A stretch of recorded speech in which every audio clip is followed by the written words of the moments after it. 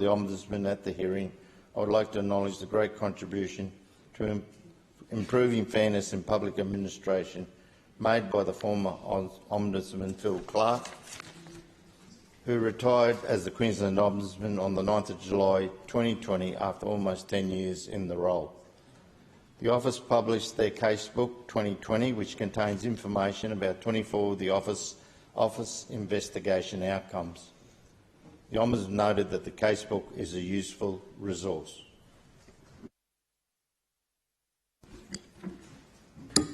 I call the member for Noosa. Thank you, Acting Speaker. The Office of the Queensland Ombudsman, as an independent authority, has a vital role in ensuring that government departments are held to account for their decisions and to provide insights into ways that government agencies can do their business better.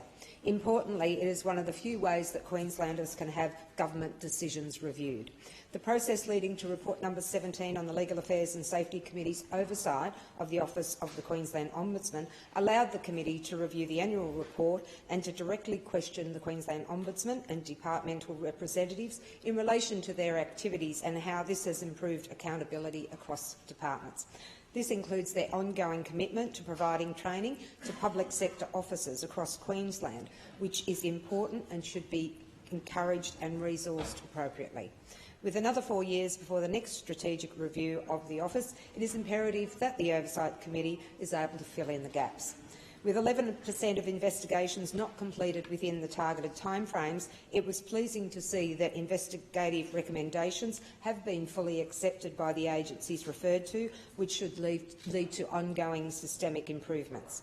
The annual report noted that there were 150 requests for a review of a previous decision by the Ombudsman, which is an increase of 14% over the previous year. It is this aspect which I speak about. As noted in my statement of reservation, the process of general service complaints regarding the Office of the Ombudsman has not yet been resolved, with the committee revisiting this sometime in 2022. Due to the confidentiality associated with committee proceedings, the issue about lack of transparency and accountability is reinforced.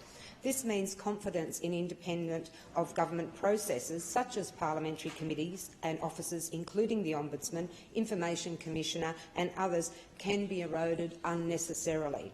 Invariably, private committee meetings outnumber public hearings and public scrutiny, and the inherent bias of government-appointed chairs with casting votes can distort the process in favour of the incumbent government. I again request that these are issues that should be considered by the CLA, particularly noting the lack of transparency of decision-making and less than full disclosure of committee deliberations and decisions, which could impact on both Parliament and our independent public institutions, leading to unreported and unresolved issues. It is important that Queenslanders have confidence in the parliamentary oversight role of independent bodies who investigate government decisions on behalf of everyday Queenslanders. I thank the Queensland Ombudsman and departmental representatives for their hard work and for providing comprehensive details on the working of the Office and how it is striving to serve the people of Queensland, with the high percentage of closed cases demonstrating many good outcomes. I extend my thanks to our Chair, fellow committee members and the Secretariat for their ongoing commitment to facilitate effective oversight of our independent authorities and the work that goes into this. And of course, I wish you all a very Merry Christmas. Thank you. Deputy Speaker. I call the member for Caloundra. Thank you, Deputy Speaker. I rise to comment on the number 17 report, Legal Affairs, report titled Oversight of the Office of the Queensland Ombudsman. Legal Affairs and Safety Committee has oversight of the responsibilities of the Office of the Queensland Ombudsman, conferring functions on the committee, including that which monitor, review performance and report to the Legislative Assembly, and to examine each annual report of the Office of the Ombudsman. The committee has examined the Queensland Ombudsman 2019-2020 annual report, which was tabled on the 24th of September 2020. The annual report provided that important information on the work done by the Office over that period. It's no surprise to anyone here that the Office of the Queensland Ombudsman was established to investigate the administration actions of the Queensland Government agencies. The majority of these investigations arrived from complaints. The Office received over 10,000 contacts, of which 7,207 were treated as complaints. Order, member for Kawana.